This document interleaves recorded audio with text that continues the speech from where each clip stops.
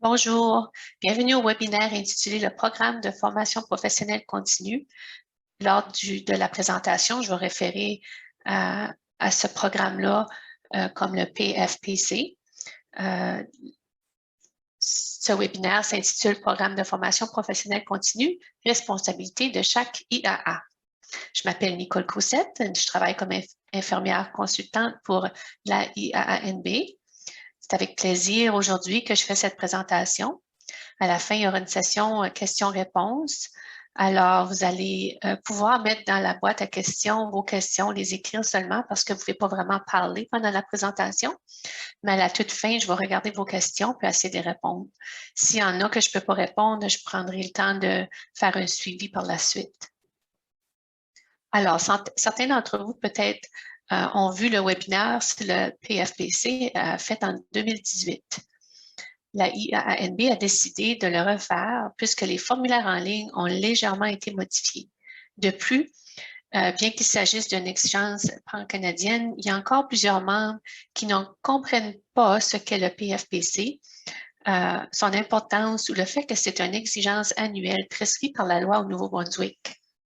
En tant que professionnel faisant partie d'une association autoréglementée, vous avez la responsabilité en tant qu'IAA de vous assurer que vous êtes au courant de vos obligations professionnelles. Je vais assumer que vous êtes en ligne aujourd'hui parce que vous voulez vraiment comprendre quelles sont vos obligations. Alors, c'est un plaisir de pouvoir vous les expliquer. Le PFPC est une attente de base pour toutes les IAA. Cette attente découle des normes de pratique et du code de déontologie des IAA.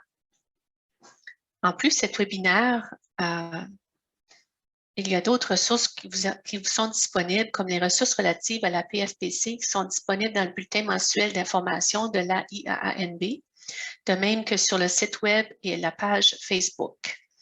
Les ressources de la IAANB sont disponibles aussi par courriel sur demande. Donc, n'hésitez pas à nous envoyer des courriels en tout temps lorsque vous avez des questions. Le PFPC est en place depuis 2017. C'est donc la 5e année que la IAANB l'exige. Malgré cela, plusieurs membres ont encore de la difficulté. Certains aussi peuvent peut-être résister à s'y conformer. La IAANB offre le webinaire ainsi que des ressources en ligne pour supporter chacun et chacune dans l'intégration de la PFPC à la pratique annuelle de façon simple et concise. Aujourd'hui, nous allons réviser ce qu'est la PFPC, pourquoi on le fait, quand il doit être fait, ce qu'ont les 4 composantes clés du processus, l'audit, quelques idées pour votre PFPC et nous allons jeter un bref coup d'œil sur ce que ressemble la PFPC dans certaines autres provinces au Canada. À la toute fin, encore, je vais vous dire que je serai bien heureuse de répondre à des questions.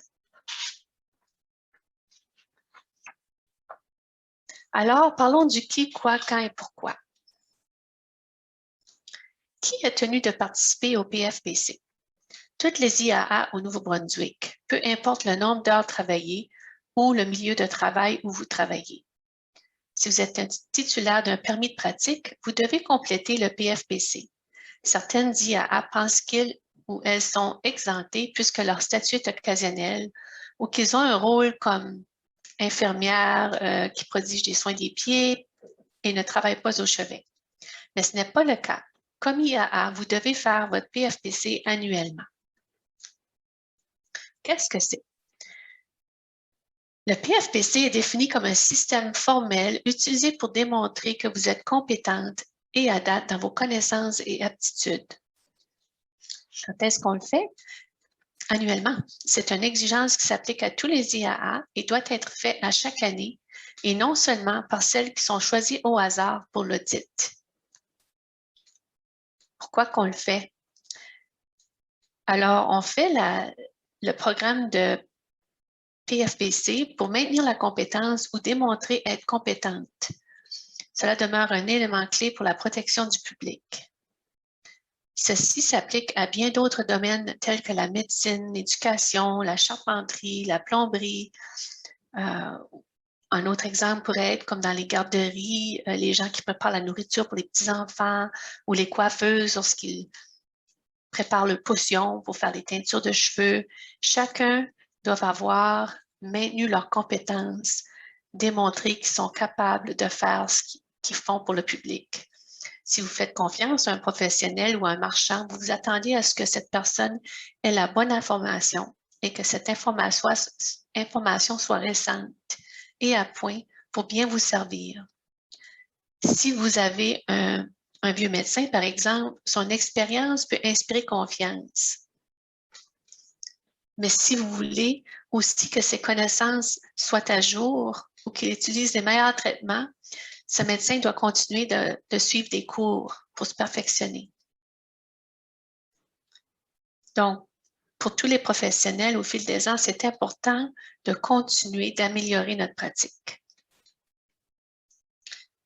En suivant cette logique, le public se sentira à l'aise et en sécurité si les IAA démontrent qu'elles continuent d'apprendre pour bien les servir. Si une IAA a obtenu un diplôme 10 ans passés et n'a jamais continué d'apprendre, sera-t-elle en mesure de vous soigner de façon sécuritaire et bien éclairée? Comment la IAANB peut-elle démontrer au public que l'IAA continue d'apprendre? La IANB utilise le processus de la PFPC. Comme vous voyez, j'ajoute la documentation sur la diapositive. Depuis, la loi sur les IAA stipule que les IAA doivent faire l'apprentissage continu. Alors, ce que vous voyez en jaune sur l'écran, c'est les sections qui s'appliquent à cela. La loi stipule que chaque membre doit participer à la PFPC et que la IAANB est tenue de s'en assurer et doit être capable de le démontrer. C'est pourquoi que les normes de pratique et le code de déontologie indiquent que le PFPC est exigé de tous les IAA.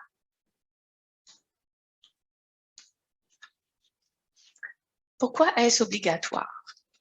Avant de dire ça, j'aimerais peut-être ajouter aussi ou souligner qu'au Nouveau-Brunswick, la IAANB pratique l'autoréglementation. Ceci, c'est un privilège qui revient du gouvernement. Pour conserver ce privilège, la IAANB doit avoir des moyens de démontrer au public et au gouvernement qu'elle a pris des mesures pour assurer la protection du public. Ainsi, si le gouvernement nous demandait un jour « Montrez-moi comment vous vous assurez que les IAA restent à jour et compétentes conformément à la loi », la IANB a le programme PFPC et l'audit pour le démontrer. Alors, c'est un point à souligner juste pour vous dire comment c'est important pour nous d'avoir une façon de démontrer que vous faites ça, le programme d'apprentissage continu. Alors, pourquoi est-ce que c'est obligatoire? On se le fait demander souvent ici à l'association. Il y a des IAA qui travaillent à temps plein, qui ont des enfants, qui font des heures supplémentaires à chaque semaine. Ils n'ont pas vraiment le temps qu'ils disent à ajouter, à faire de l'apprentissage continu. Et ils se demandent pourquoi qu'elle doit continuer à le faire. Alors, pourquoi qu'on participe au PFPC? Parce que c'est une obligation professionnelle et légale de le faire. Chacun est responsable de sa propre pratique. Ma pratique est ma responsabilité. Ce n'est pas à votre employeur, aux infirmières gestionnaires ou à vos collègues de le faire pour vous.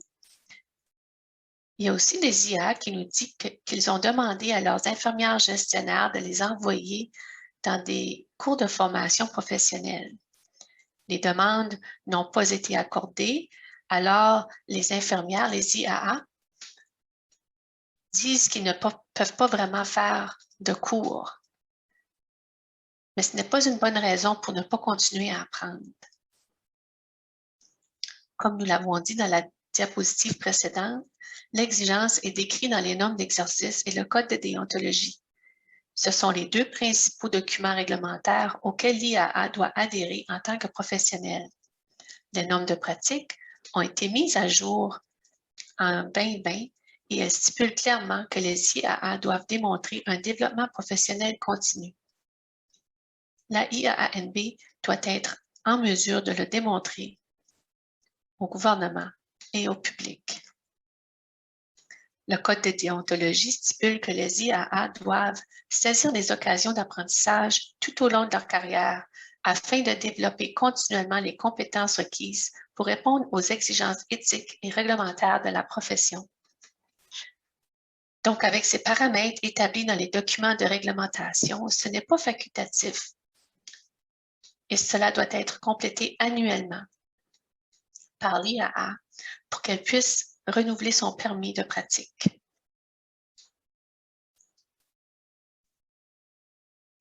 Le fait d'être trop occupé ou de ne pas savoir que c'est nécessaire n'est pas une raison acceptable pour ne pas se conformer au PFPC. Cela fait maintenant 5 ans qu'il a été établi. Ce n'est pas nouveau pour personne. Le PFPC a été initié en 2018 lorsque vous avez complété le module de jurisprudence en 2018, qui était obligatoire dans ce temps-là. Il avait été mentionné et expliqué que le PFPC était obligatoire. C'était votre introduction. La IANB a également fait beaucoup de publicité à ce sujet dans les bulletins d'information et sur le site Web. Elle a organisé 2 webinaires sur le sujet. Ceci est le 3e. De plus, vous déclarez sur votre formulaire d'inscription annuel, quand vous vous inscrivez, que vous êtes conformé au PFPC.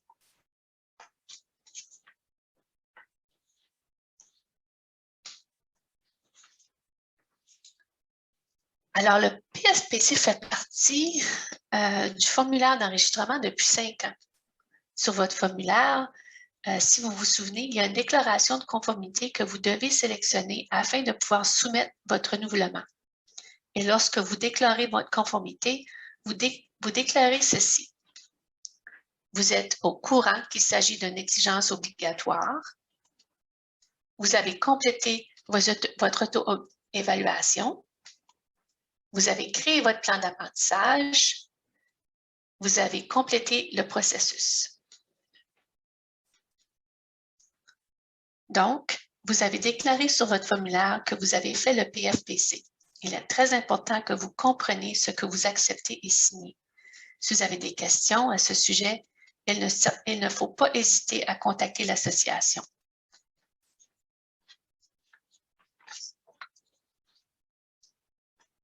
Plus tôt dans cette présentation, j'ai mentionné qu'il ne faut pas attendre d'être audité pour remplir les exigences du PFPC. En effet, si vous ne remplissez pas vos objectifs d'apprentissage en temps réel, il y a de fortes chances que vous oubliez des dates et des détails requis. De plus, si vous êtes audité, vous ne disposez que de 30 jours pour soumettre vos formulaires. Vous pourriez vous demander pourquoi seulement 30 jours. Cela ne semble pas être beaucoup de temps. Il ne faut pas oublier que vous avez déclaré déjà sur votre formulaire d'enregistrement que vous vous êtes conformé au PFPC.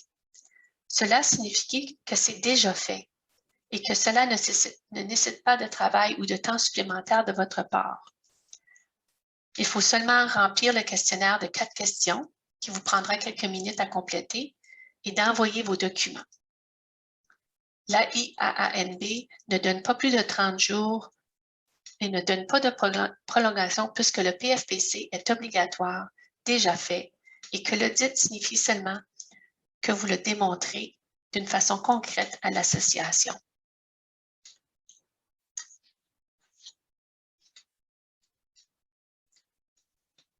Maintenant que nous avons passé en revue le qui, quoi, quand ou le pourquoi, nous allons passer en revue les 4 étapes à suivre. Ces étapes sont les suivantes.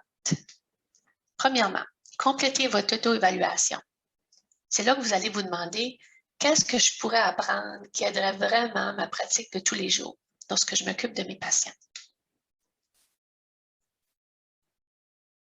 C'est là que vous allez dire j'ai besoin d'apprendre certaines choses. Et vous allez être spécifique. Vous allez élaborer votre plan d'apprentissage. Vous allez mettre en œuvre et documenter votre plan d'apprentissage. Et enfin, si vous êtes choisi par hasard, vous allez faire partie de l'audit, ce qui signifie que toutes les IA, éventuellement, seront sélectionnées pour l'audit. Je vais parler en détail de chaque étape. Parlons de la première étape. La première étape est donc l'outil d'auto-évaluation. Vous pouvez le trouver en allant au site web de l'association, en regardant sur l'onglet des membres, puis en choisissant le programme de compétences continues. C'est là que vous passez en revue les normes d'exercice. La dernière révision des normes est également sur le site web, ainsi que le code de déontologie. Ce n'est pas la littérature la plus excitante que vous allez lire, on se comprend là-dessus, mais vous devriez quand même au moins la passer en revue à chaque année, lorsque vous faites probablement votre plan d'apprentissage. Vous allez vous évaluer soit en tant que novice. Les novices, c'est les nouvelles infirmières qui ont peu ou pas pratiqué encore, comme infirmière intermédiaire avec un certain niveau d'expérience ou avec un niveau d'expérience plus avancé. La raison pour laquelle l'auto-évaluation existe, c'est pour revoir les normes, le code et pour vous aider à définir vos objectifs d'apprentissage. Si vous vous sentez dépassé par le fait de devoir déclarer un objectif d'apprentissage, cet outil va vous aider. Donc, si vous vous trouvez novice dans un certain domaine, ça ne veut pas dire que vous êtes nécessairement une nouvelle graduée. Peut-être que c'est des nouvelles tâches que vous avez à faire dans le milieu de travail où ce que vous êtes. Vous avez accepté un nouveau poste. Alors, c'est principalement là que vous devriez vous concentrer lors de votre apprentissage. L'auto-évaluation est un outil destiné à votre usage personnel. Vous ne devez pas l'envoyer à l'AIANB. À chaque année, des personnes nous envoient le document, mais ce n'est pas nécessaire. Il est indiqué sur votre formulaire d'audit de ne pas envoyer cette partie. Veuillez lire les instructions lorsque vous êtes audité. Ces détails peuvent vous être très utiles. Alors, on va parler de l'auto-évaluation.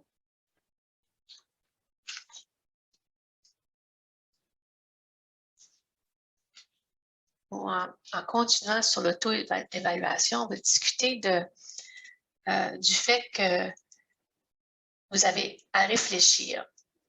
Voici donc un exemple ou une page de cet outil d'auto-évaluation. Vous pouvez la voir sur l'écran, que vous puissiez voir à quoi il ressemble. Cette page est basée sur la norme 2, pratique fondée sur des données probantes. Alors, je vous disais tantôt, lorsqu'on parlait sur l'autre diapositive, que vous pouvez aller sur notre site web sous les membres, sur l'onglet des PFPC. C'est là où vous pourrez trouver cet outil ici. Il est important de noter que votre score ou ce que vous allez écrire là-dessus n'est pas le même que celui de quelqu'un d'autre. C'est ce qui est parfaitement normal. Il reflète votre pratique et vos connaissances individuelles en matière de soins infirmiers. Elles sont différentes pour chacun d'entre nous en fonction de notre lieu de travail, de notre expérience et des formations supplémentaires que nous avons pu suivre au courant des années. Alors, nous utilisons cette approche pour que vous puissiez évaluer votre propre niveau de connaissance ou de compétence et créer un plan d'apprentissage individuel. C'est bien entendu, cela doit être fait chaque année avant de vous inscrire. L'idéal est donc de le faire au début de chaque année de licence et de commencer à réfléchir et définir les objectifs d'apprentissage que vous souhaitez atteindre au cours de l'année, ce qui vous laisse amplement de temps pour atteindre vos objectifs. Alors, pour votre plan d'apprentissage, l'étape 2 consiste à commencer à créer ce plan d'apprentissage. Vous allez vous rendre sur le site web, regarder sur l'onglet Membres, puis Compétences continues et vous trouverez le document intitulé « Relevé du plan d'apprentissage professionnel ». C'est un outil que vous pouvez remplir. Ce document est remplissable, donc vous n'avez donc pas besoin de l'imprimer. Vous pouvez simplement le remplir en ligne et le sauvegarder sur votre ordinateur, ce qui le rend plus facile à faire. Alors, il s'agit de votre plan d'action personnel dans lequel vous insérez vos objectifs et la manière dont vous comptez les atteindre. Si vous êtes audité, c'est le formulaire que nous vous demanderons de soumettre. C'est important de vous rappeler de ça. Alors, vous devez remplir 2 objectifs d'apprentissage par année. C'est fantastique si vous en atteignez plus que 2, mais pour les besoins de l'audit, vous devez seulement en envoyer 2. Vos objectifs doivent être votre pratique actuelle, être reliés à des connaissances nouvelles et avoir été réalisés au cours de la dernière année. Donc, vous ne pouvez pas utiliser quelque chose que vous avez accompli il y a plus d'1 an. Permettez-moi d'expliquer ce point un peu plus loin.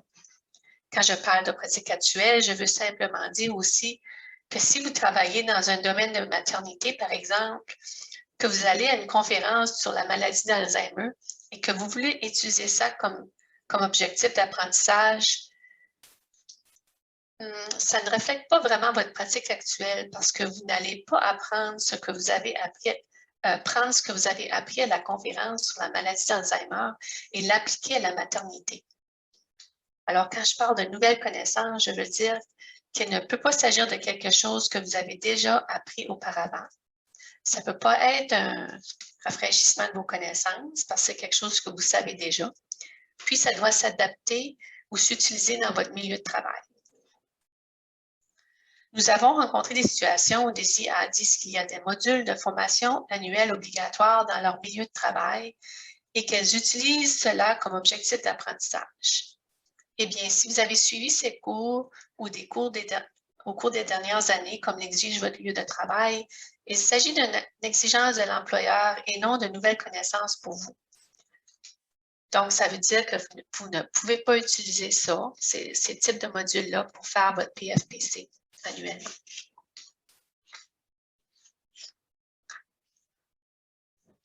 Voici à quoi ressemble votre plan d'apprentissage et voici comment vous pouvez le remplir.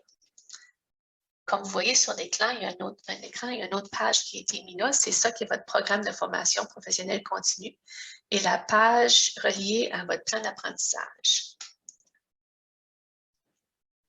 Une fonctionnalité supplémentaire que nous avons pour vous couramment, c'est que vous pouvez remplir ce formulaire directement en ligne aussi. Vous l'accédez à partir du site web, tapez vos réponses et sauvegardez-le sur votre ordinateur. Vous ajouterez votre nom et votre numéro d'enregistrement en haut, puis vous verrez la première case qui demande « Quelles nouvelles connaissances, quels nouveaux objectifs voulez-vous atteindre? » Vous allez donc simplement indiquer ce que vous voulez apprendre. Ensuite, la case suivante demande « Comment la réalisation de cet objectif contribuera-t-elle à améliorer votre pratique infirmière et les soins aux clients? » C'est donc ici que vous indiquez comment cela améliore votre pratique. Il faut être concret aussi. La troisième case vous demande ensuite comment comptez-vous atteindre cet objectif? Quelles activités allez-vous réaliser? Indiquez donc les activités que vous prévoyez réaliser pour atteindre vos objectifs. Qu'allez-vous faire? Allez-vous assister à une formation continue, suivre un module d'apprentissage en ligne, participer à un webinaire? Alors, c'est ici que vous allez écrire cela. Ensuite, vous allez vous arrêter. Vous avez énoncé vos objectifs. Pourquoi ce sera une bonne chose et comment vous prévoyez le faire. Vous arrêtez donc ici jusqu'à ce que vous ayez terminé vos activités. Alors, il faut attendre que vous ayez, par exemple, fait le webinaire ou votre cours en ligne. Et lorsque c'est terminé, vous reviendrez ensuite à ce formulaire et en ayant atteint vos objectifs, vous allez remplir le reste du formulaire. Alors, voici des exemples. Dans la première case, vous allez ajouter les connaissances que vous aimeriez apprendre. Alors, ça pourrait être que vous voulez apprendre comment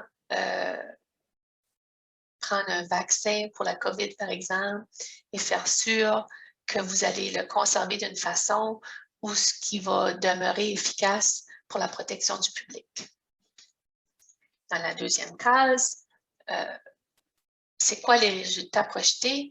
Les résultats projetés, c'est que vous allez pouvoir administrer des vaccins qui sont sécuritaires, qui ont été bien sauvegardés. Vous avez respecté les consignes par rapport, par exemple, à la température d'où elles doivent être conservées avant d'être administrées. Puis, comment projetez-vous atteindre cet objectif? C'est là que vous allez écrire que vous êtes enregistré sur un webinaire qui va être telle date, où vous allez suivre un cours en ligne, vous avez déjà inscrit un autre cours à travers un collège. Quelle que soit la façon dont vous allez pouvoir rencontrer cet objectif-là, c'est là que vous allez l'écrire. Alors, on arrête. Vous allez attendre de suivre votre cours ou la façon que vous allez décider d'apprendre vos objectifs. Vous allez attendre que ça soit fait.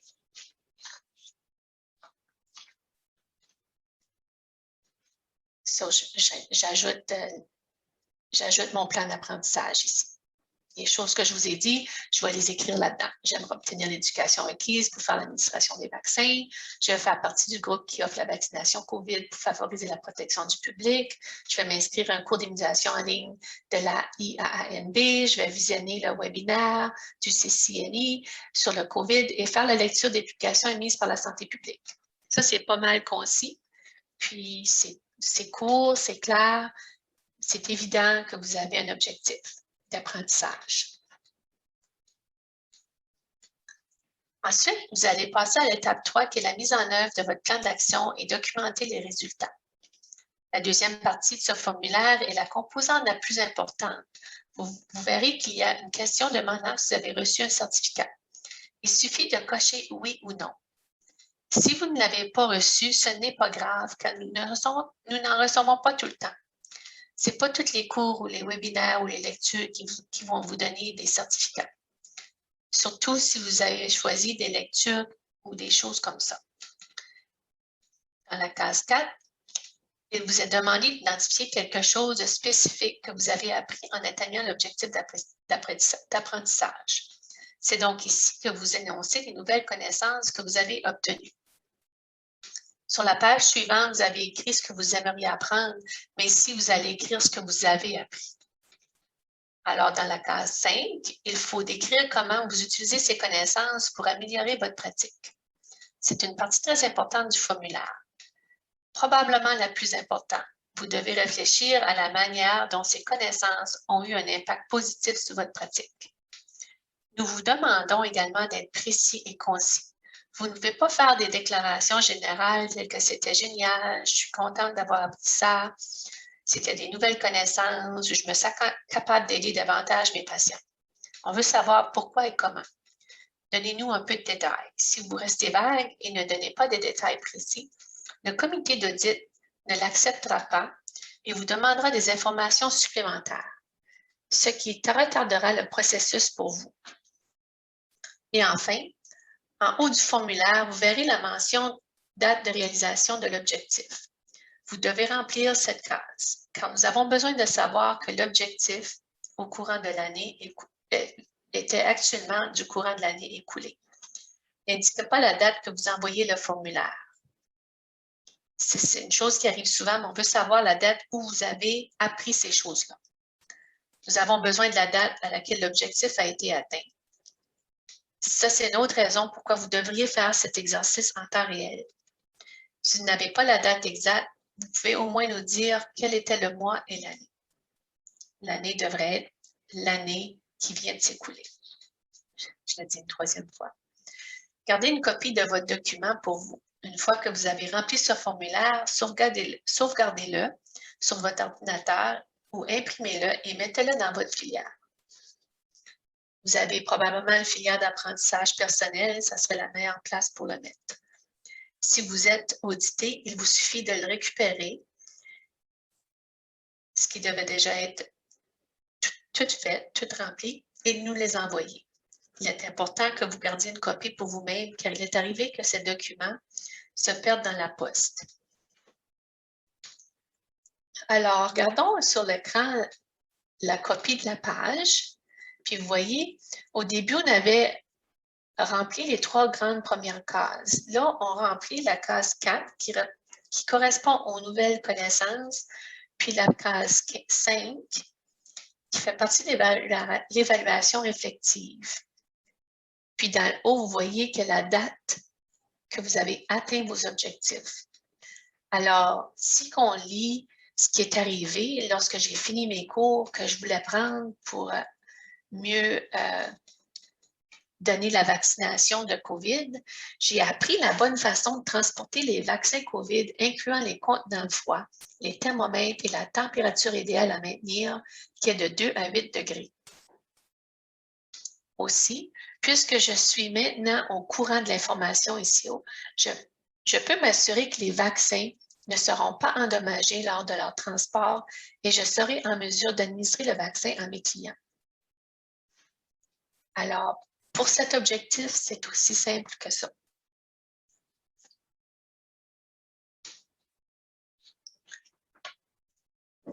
La dernière étape, ce qui n'est pas toujours une étape que vous allez avoir à faire, comme que je disais tantôt, à chaque année, certaines vont avoir à faire l'audit, c'est l'audit annuel. Chaque année, un certain pourcentage d'IAA est sélectionné au hasard pour l'audit annuel. Nous ne ciblons pas les gens, il s'agit d'une sélection aléatoire. Alors, c'est au hasard. Parfois, les gens appellent en panique, pensant qu'ils ont fait quelque chose de mal s'ils sont audités. Ne paniquez pas, ce n'est pas le cas. Si vous êtes choisi pour l'audit, vous en serez informé par courriel en janvier de chaque année. Il est de votre responsabilité de vérifier vos courriels électroniques, comme c'est indiqué sur votre formulaire d'inscription à chaque année.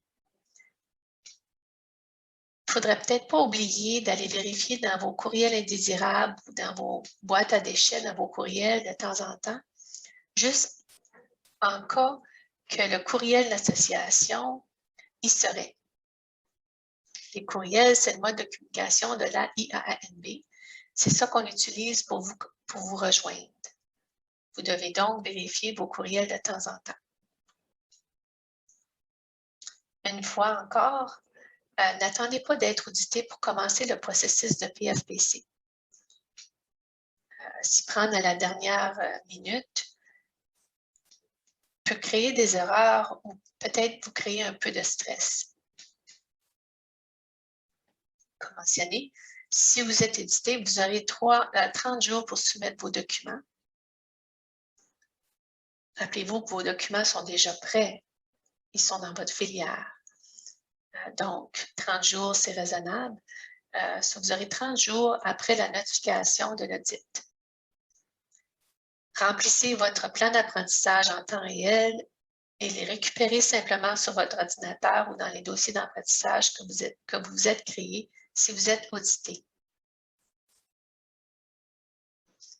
Je répète, si vous êtes audité, il vous suffit de nous envoyer vos 2 plans d'apprentissage complétés et le questionnaire qui sera inclus dans votre lettre de notification d'audit. Ce n'est pas quelque chose que vous obtenez sur notre site Web. La lettre d'audit vous donne des instructions simples, étape par étape. Prenez le temps de la lire pour savoir ce qui est requis. Les appels téléphoniques à la IANB ne dérangent pas du tout. Nous vous encourageons à appeler si vous avez des questions et nous serons heureux de vous aider. Mais d'abord, lisez la lettre puisqu'elle va vous aider et souvent peut prévenir de vous causer des inquiétudes ou de faire des erreurs. Nous recevons souvent des appels de panique qui disent je suis supposée d'envoyer un questionnaire, où est-ce que je vais le trouver? Alors, dans la lettre, c'est bien expliqué que le questionnaire doit être répondu et qu'il est inclus dans la page 3. Alors, si vous prenez le temps de prendre un grand respire, lisez les étapes, il n'y a pas besoin de faire la panique.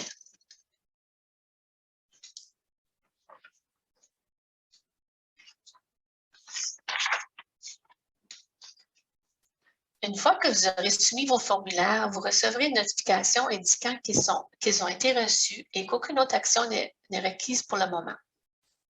Vous connaîtrez les résultats de l'audit en mars. Nous vous informons début janvier. Nous prenons le mois de janvier pour prendre toutes les soumissions de 30 jours, puis en février, le comité d'audit se réunit. Le comité d'audit examine les soumissions, puis les résultats reviennent à la consultante de l'association pour qu'elle puisse les communiquer à chaque IAA. Cela prend donc un certain temps, mais l'intention est de communiquer tous les résultats en début de mars. Ce qui veut dire que si vous avez été audité, vous aurez une réponse de cet audit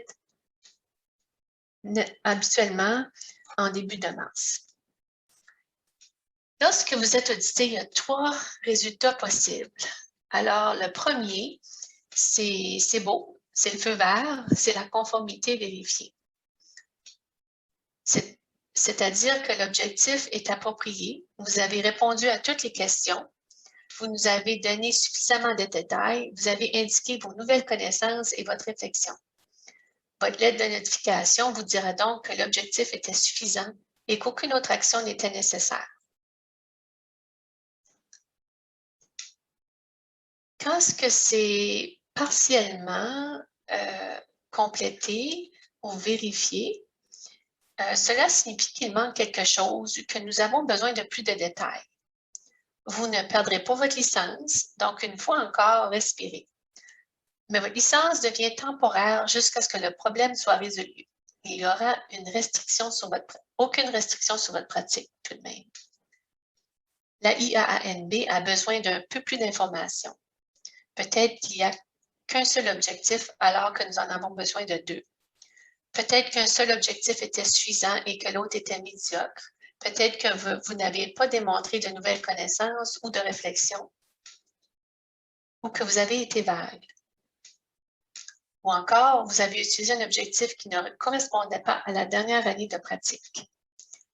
Si vous êtes partiellement vérifié ou vous avez une conformité partielle, nous allons vous expliquer pourquoi et vous dire ce que vous devez faire pour vous conformer. Ça sera écrit dans votre lettre. La non-conformité.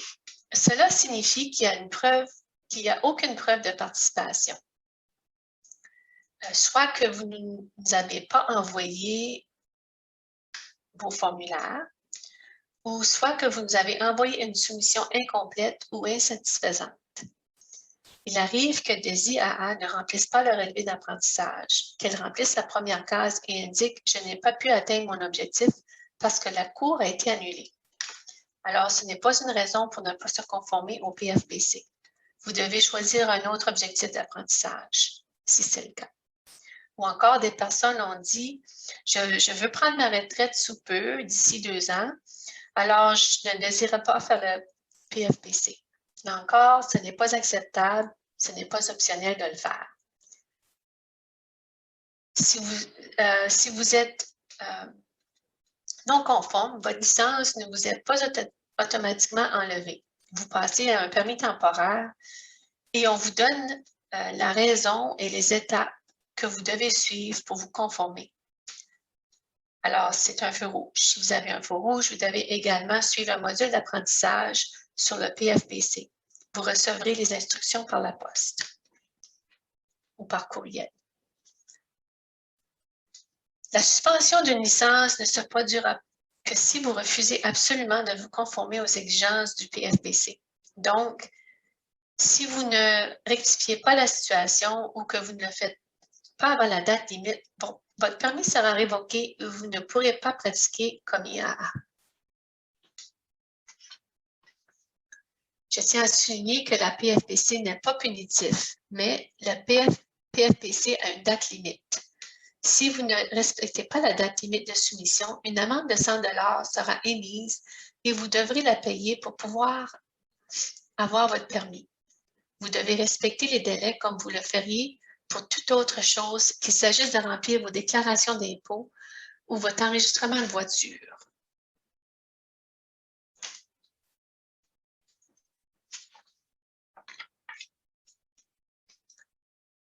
Avant de conclure, je voulais partager quelques idées d'objectifs d'apprentissage. Parfois, les gens sont bloqués, ils ne savent pas quoi faire ou pensent qu'ils doivent débourser des centaines de dollars pour suivre des cours. Vous pouvez certainement utiliser des cours si vous le souhaitez, mais il existe plusieurs options disponibles, moins dispendieuses ou même parfois gratuites. Comme exemple, les webinaires. Malheureusement, celui d'aujourd'hui, ce n'est pas vraiment un objectif d'apprentissage qui va affecter les soins des patients. Ce n'est pas un webinaire qui rencontrait les exigences du PFPC. Mais c'est sûrement un webinaire qui va vous aider à comprendre les exigences du PFPC. Alors, les webinaires. Il y en avait des centaines d'options l'année dernière, dont la plupart étaient gratuites. De nombreuses conférences étaient également virtuelles. Si vous utilisez un webinaire, notez simplement la date, le titre du webinaire et un conseil pratique. Pendant que vous regardez ce webinaire, ayez votre registre d'apprentissage juste à côté de vous et remplissez-le au fur et à mesure que vous apprenez. Notez les pépites de nouvelles connaissances au fur et à mesure. Vous pouvez aussi lire des articles sur les soins de santé. Assurez-vous simplement qu'ils sont fondés sur des données probantes, qu'ils comportent le titre et l'auteur de l'article. Vous pouvez utiliser cette méthode si vous avez un client atteint d'une maladie rare que vous ne connaissez pas bien. Ceci pour approfondir vos connaissances et mieux soigner ses patients. Vous pouvez faire de la recherche indépendante, ce qui est semblable à lire les articles. Faire du perfectionnement en milieu de travail. Voir du mentorat clinique, ce qui est comme semblable, le perfectionnement ou le mentorat clinique. Peut-être que vous pouvez apprendre une nouvelle compétence au travail, comme l'initiation des intraveineuses, la phlébotomie, l'insertion du tube nasogastrique. Quoi que ce soit, cela doit être nouveau pour vous. Les modules d'apprentissage en ligne sont aussi des façons d'obtenir de l'éducation. Il y a des options gratuites par le biais de diverses organisations. Aussi, à un coût, beaucoup sont très raisonnables. Rappelez-vous que c'est vous qui apprenez et que vous devez améliorer votre pratique actuelle.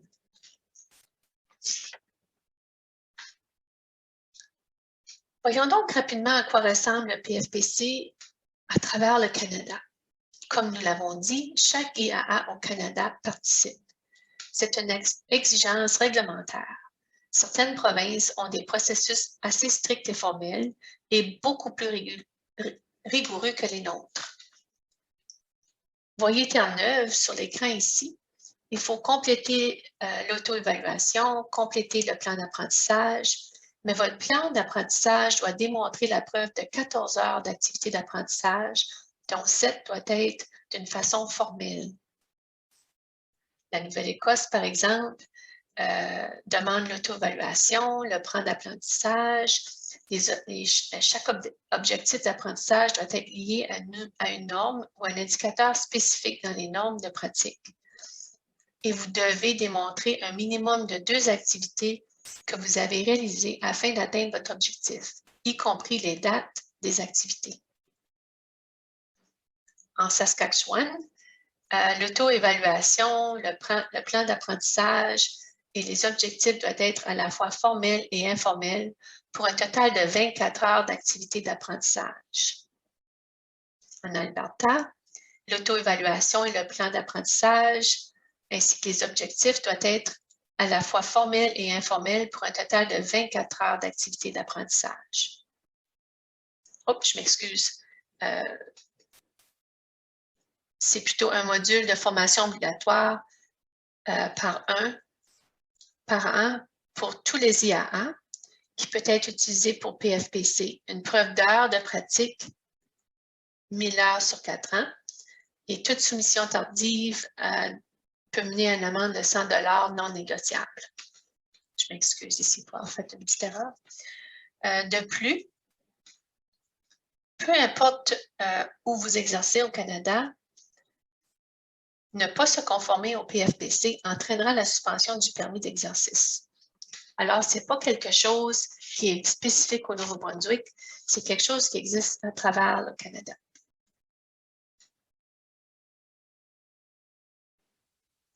En finissant aujourd'hui, et avant d'ouvrir la foire aux questions, voici quelques points clés à se souvenir.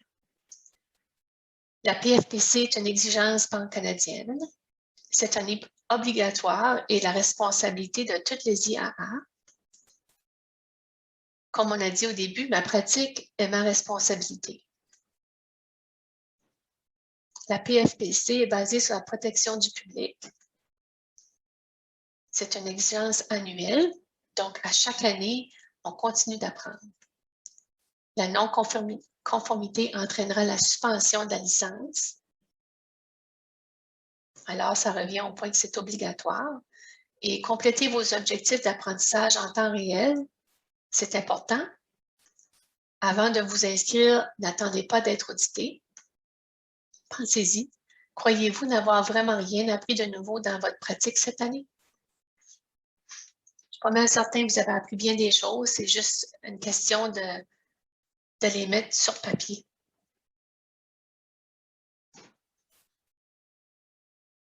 Alors, je tiens donc à vous remercier pour vous être jointe aujourd'hui. Et je souligne ici tous les outils que vous avez à votre disposition ou les ressources que vous avez à votre disposition sur notre site web. Il y a un manuel d'instruction, un outil d'auto-évaluation, votre dossier du plan d'apprentissage professionnel, un modèle, le webinaire, la vidéo, puis vous pouvez envoyer vos courriels à une infirmière pratique, une LPN ou une infirmière, à l'adresse qui est sur l'écran ou téléphoner simplement.